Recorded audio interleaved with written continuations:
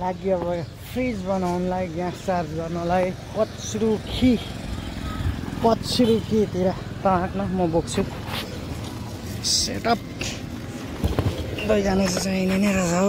यो सबैको लागि अब पछिरुकीतिर पुरै सेटअप ग्यास सब बोकिवरी आजको ग्यास चार्जको ठाउँ चाहिँ पछिरुकी बिहान समय आज दोकान बन्द छ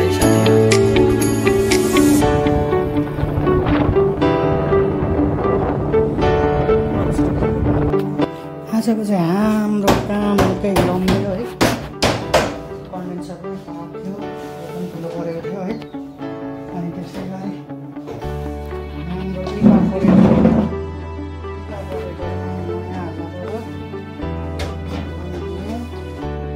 आजको काम थप्दै फाइनली भइसकेको छ इभापोरेटरको हालत चाहिँ यस्तो थियो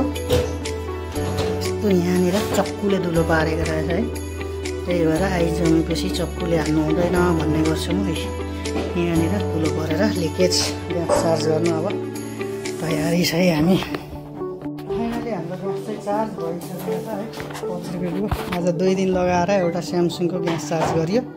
काम पनि धेरै थियो दामी चिसो भएको छ आइसै जमिसकेको छ है अनि पुरै भइसकेको छ यसको चाहिँ यो इभापोरेटर पनि चेन्ज गर्नु पर्यो र त्यसै गरी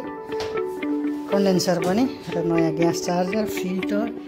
एनआरबी सब चेन्ज गरेर नयाँ बनाइदिएको छ स्यामसङको ल भने फ्रिज बनाउन आएको मान्छेलाई फेरि पङ्खा कामै काम छ 1 महिना लाग्यो